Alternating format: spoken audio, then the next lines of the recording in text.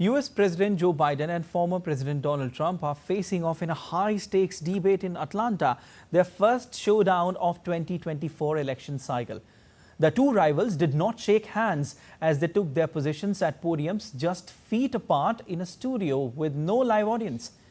They'll seek to reshape the political narrative as they battle over economic issues, foreign policy and international crisis, the country's immigration crisis and the state of American democracy. The candidates kicked off the debate by slamming each other's records on the economy, immigration, foreign policy and abortion rights.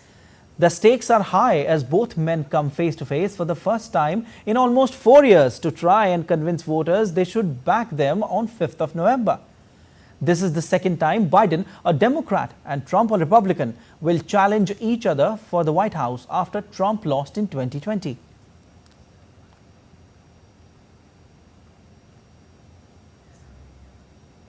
The debate looks fiery, with both the leaders pointing fingers at each other. On the issue of abortion rights, both leaders expressed their opinions. What they have is they're radical because they will take the life of a child in the 8th month, the 9th month, and even after birth. After birth, if you look at the former governor of Virginia, he was willing to do this. He said, we'll put the baby aside and we'll determine what we do with the baby, meaning we'll kill the baby. What happened is we brought it back to the states, and the country is now coming together on this issue. It's been a great thing. Well, this is what Biden replied on the issue of abortion after Trump's response. It's been a terrible thing, what you've done. The fact is that the vast majority of constitutional scholars supported Roe when it was decided. Supported Roe. And that's this idea that they're all against it is just ridiculous. And this is the guy who says the state should be able to have it. We're in a state where in 6 weeks, you don't even know whether you're pregnant or not, but you cannot see a doctor and have him decide on what your circumstances are, whether you need help. The idea that states are able to do this is a little like saying we're going to turn civil rights back to the states, let each state have a different rule. On the issue of Roe versus Wade being brought back or not, Trump called the diplomats as radicals and Biden negated the conjecture. To, as we say, rip the baby out of the womb in the 9th month and kill the baby. Nobody wants that to happen, Democrat or Republican. Nobody wants it to happen. That is simply not true. The Roe v. Wade does not provide for that. That's not the circumstance. Only if a woman's life is in danger, she's going to die. That's the only circumstance in which that can happen. But we are not for late-term abortion, period. Period, period. Under Roe v. Wade, you have late-term abortion. You can do whatever you want, depending on the state. You can do whatever you want. We don't think that's a good thing. We think it's a radical thing. We think the Democrats are the radicals, not the Republicans. Sure. Biden defends Middle East and Afghanistan policies, claims Trump gave Putin free rein on Ukraine. As far as Russia and Ukraine, if we had a real president, a president that knew, that was respected by Putin, he would have never invaded Ukraine. A lot of people are dead right now, much more than people know. You know, they talk about numbers. You can double those numbers, maybe triple those numbers. He did nothing to stop it. In fact, I think he encouraged Russia from going in. I'll tell you what happened. He was so bad with Afghanistan. It was such a horrible embarrassment, most embarrassing moment in the history of our country. If you take a look at what Trump did in Ukraine, this guy told Trump, do whatever you want and do whatever you want. And that's exactly what Trump did to Putin, encourage him, do whatever you want. And he went in. And listen to what he said when he went in. He was going to take Kyiv in 5 days, remember? Because it's part of the old Soviet Union. That's what he wanted to reestablish, Kyiv. And he, in fact, didn't do it at all. He wasn't able to get it done. And they've lost thousands and thousands of troops. On the Gaza issue, Trump criticized Biden for trying to hold Israel back from winning, while Biden said his plan included trading the hostages in exchange for Palestinian prisoners. As far as Israel and Hamas, Israel's the one that wants to go. He said the only one that wants to keep going is Hamas. Actually, Israel is the one, and you should let him go and let him finish the job. He doesn't want to do it. He's become like a Palestinian, but they don't like him because he's a very bad Palestinian. He's a weak one. The first stage is trade the hostages for a ceasefire. Second phase is a ceasefire with additional conditions. The third phase is the end of the war. The only one who wants the war to continue is Hamas. We saved Israel. We are the biggest producer of support for Israel of anyone in the world. And so there are two different things. Hamas cannot be allowed to be continued. We continue to send our experts and our intelligence people as to how they can get Hamas like we did bin Laden.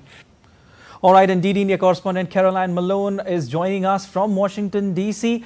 Hello, Caroline. It's a heated debate going on between Trump and Biden, with both attacking each other on various issues. How do you analyze this debate?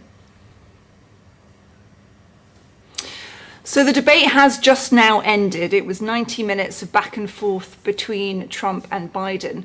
And you outlined there some of the major issues that they disagreed on, and there were many, and there was some heated back and forth on that. However, I think one clear messaging has come out above and beyond all of that, and that's that Biden did not perform his best tonight, to put it quite, bluntly.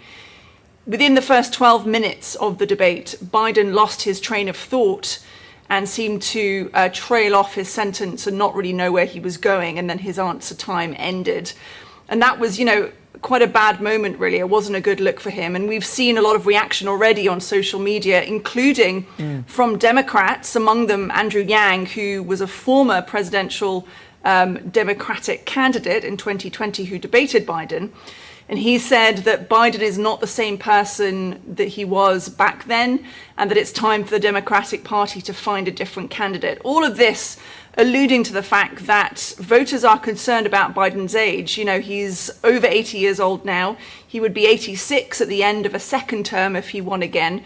And that is something that is of real concern, not just to Republicans, who are obviously using that as part of their campaign against him, but also among Democrats. Now, on the other side, we heard from Trump, who was calmer than we've heard from him in previous debates. One crucial change in the rules for this debate was that the CNN moderators were able to mute the candidates if they weren't supposed to be speaking in that moment. So we didn't have the kind of interruptions we would have had in the last debates. Trump, however, did manage to avoid a number of questions that he was asked. In particular, there was one about climate change, and he veered off and talked about policing and the need for justice and reform there. He was also asked about whether he'd accept the results if he, depending on what they are for the next election. He also managed to avoid answering that initially. So, Trump overall, I would say, coming across as a calmer candidate, really, with better mental agility, and Biden doing himself no favors tonight. Okay. Well, this indeed is a crucial debate, between both of them, setting a perfect foundation for who will enter the White House after November polls. What are the key issues both Biden and Trump focused on? So first up was the economy. Biden talking about, the strength of the jobs that he's created. He had to answer questions about inflation, the cost of living, which is of concern to voters here. Trump, alleging that Biden has ruined the US economy. Biden responding, though, that actually Trump was the one to create more debt, in fact, more than any other US president during his time in office. So they certainly had a disagreement over that. And that is something that definitely resonates with voters. Every single person aware of and concerned about the cost of living, the cost of going shopping, the cost of food being very much up there as a priority. The second one is immigration and border issues. Particularly the Republicans and Trump's campaign have focused on the number of people coming through the southern border illegally into the United States. Now, Biden has addressed that with various policies, but it doesn't seem to be enough at this point. And it's certainly going to be something that those candidates will likely continue talking about, because it is a hot topic that people are really concerned about. However, in this debate, we heard Trump talking about how criminals are coming through the country, that everyone coming through the border is a criminal. Biden definitely contradicted him there and said that that's all lies, that's not true, they aren't all criminals. Of course, some criminals do come through, but it's not like other countries are opening their jails and letting people into the United States. So really calling out Trump there for what he says are complete lies. A lot of back and forth as well on foreign policy, Ukraine being a very hot topic among the two. Trump saying that the war would never have started with Russia if he was president, and that if he gets into power again, he will make sure that that war ends even before he's inaugurated in January. A very strong statement there, saying that, you know, he repeatedly has said in the past, but again, he has a good relationship with Putin, not that he agrees with him, but he has a good relationship with Putin, and he would be able to end that war. He also criticized Biden and his the way that he's dealing with Israel and the Gaza situation and Hamas, saying that he would also end that. It's hard to see, though, in the detail how he would actually do that. Biden saying he's still hopeful of coming to a ceasefire agreement between Hamas and Israel. On climate change, that's another important issue for the United States. We've had a heat dome over the US over the last 2 weeks, very high temperatures and a heat wave. Trump was asked how he would deal with climate change. That was one of the subjects that he veered off and didn't quite answer. In fact, he has been, it's been suggested that he's tried to make a deal with oil executives so that he'd be more in favor of the energy companies than he would in favor of supporting policies to stop climate change. Biden known as being, more environmentally friendly in that regard. But I'd say overall, despite all these very important topics that they covered, the overall impression that voters are going to be left with tonight is that Biden did not do a good job of putting his point across, and potentially Trump did a better job. All right. Thank you so much, Caroline Malone, for analyzing this. And thank you so much for joining in.